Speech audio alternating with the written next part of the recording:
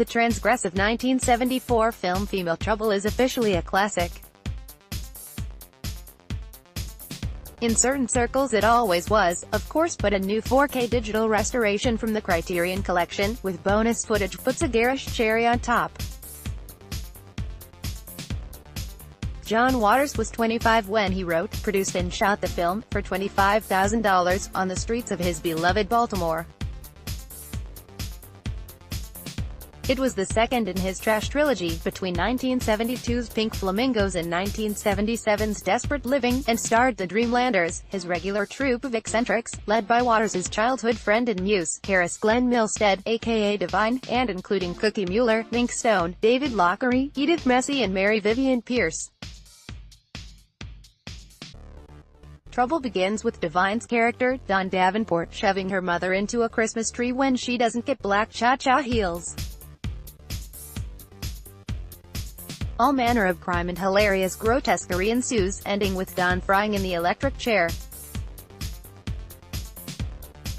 Waters, who would go on to direct 9 more films, including his 1988 crossover hit Hairspray, spoke to Newsweek about how time has treated his demented baby. "So this is quite an honor. You know, in the old days Criterion did polyester and Pink Flamingos on Laserdisc, but not to this level of restoration. And we found new footage. It's just amazing what they can do. It's funny. Female Trouble wasn't a hit when it came out. It was thought of as Pink Flamingos' poor stepsister, kind of the way Cry Baby was thought of a Hairspray's poor stepsister. It's the fans who decided which of the films they liked best, and the ones they quote the most. Trouble is a treasure chest of quotable lines. What's your favorite? When Dawn says to her daughter Taffy, a team of doctors examined you, and I don't like it any better than you do, but you are most definitely retarded. It's the most politically incorrect line in the whole movie, and it still makes me laugh, I'm embarrassed to admit. But then I am politically correct, and Dawn was intended as a parody of a bad mother. Naturally she would use the R-word. Isn't Dawn also beat Taffy with a car aerial? Yes, the reason I put that in was because my sister was a social worker, and she told me that child abusers used them because they don't leave marks. When you watched the restored Female Trouble, what was your impression? Kind of what my father used to say, what were you thinking? Laughs. Funny you should say that because that was what I thought when I watched it again. And you made it in 1975, laughs. Well, I was trying to do an old-fashioned vehicle for Divine, like the 1958 Susan Hayward film, I Want to Live. I was going to murder trials at the time. I was an anti-capital punishment activist. Weren't you involved in Baltimore Governor Martin O'Malley's campaign to repeal the death penalty? I was in. It was repealed in 2013, but when we filmed Female Trouble the death penalty still existed, but they had the gas chamber, not the electric chair. What was amazing was that the warden at the prison where we filmed let us bring in an electric chair.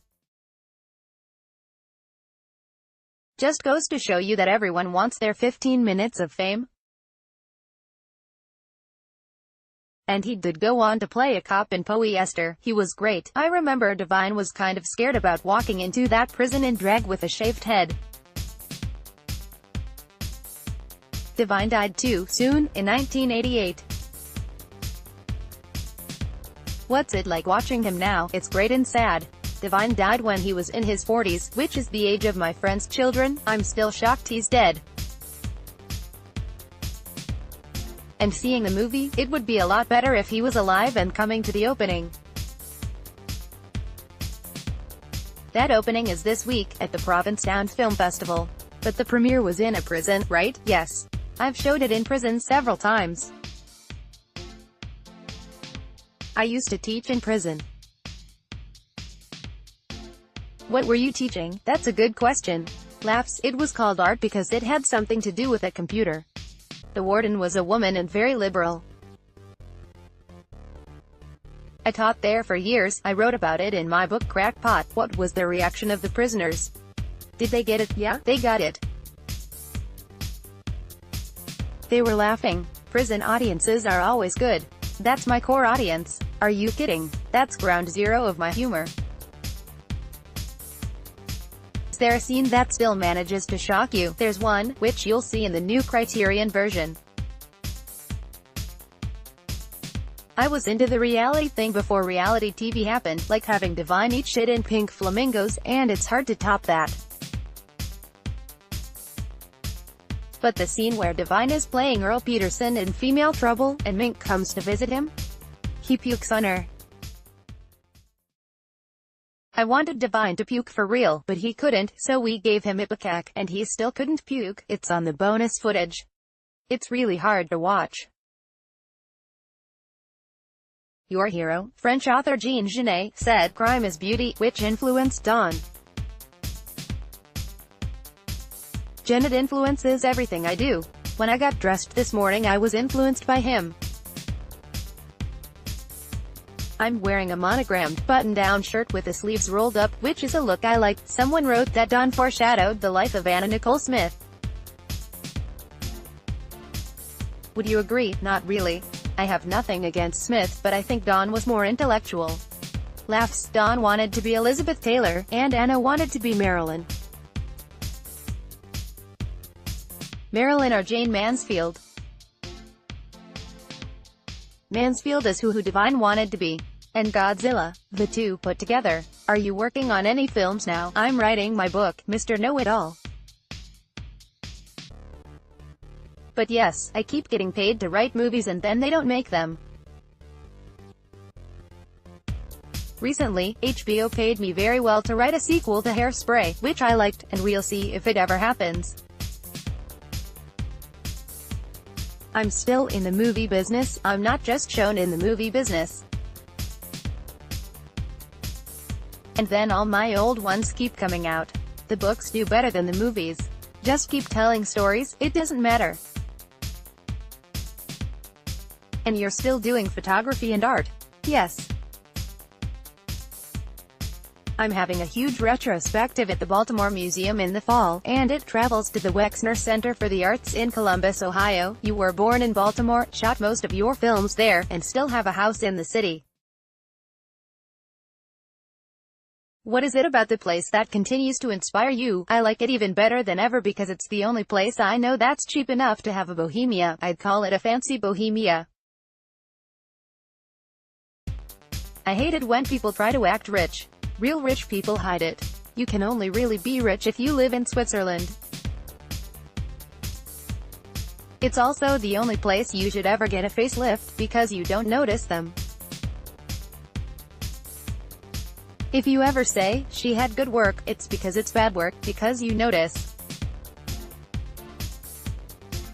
I love your line, "To understand bad taste you must have very good taste." My mom taught me very good taste, and I wouldn't have been able to break the rules if I didn't know them. Like abstract painters or jazz musicians are different. You have to be a heroin addict. Did you ever do heroin? In my life? Once, but I hated it. Putin and itchin' is not my idea of a good night.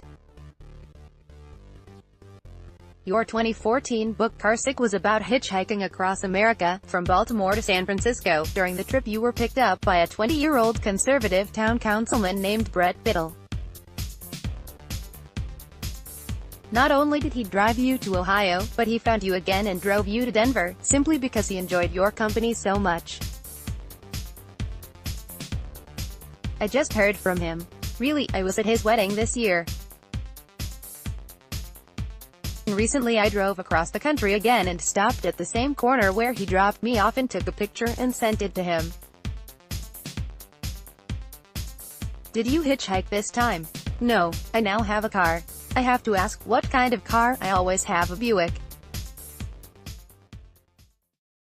It's so plain you could look right at it and not know what color it is. It's because I don't want to be noticed. And so I can rob banks. Somehow I think you'll still be noticed.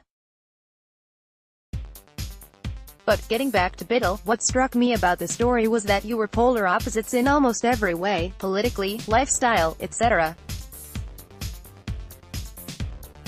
He was quoted as saying it was special for him because it was two people able to agree to disagree and still move on and have a great time. Yes, I'm not a separatist, but looking at America right now, and seeing how divided it is, I'm wondering if that could happen today. Yes, it is possible. I do know Republicans who I'm friends with. We don't talk about politics a lot, I'll admit that. But certainly I still feel that if you want to change somebody's mind, you make them laugh. It's the only choice. And then they might listen.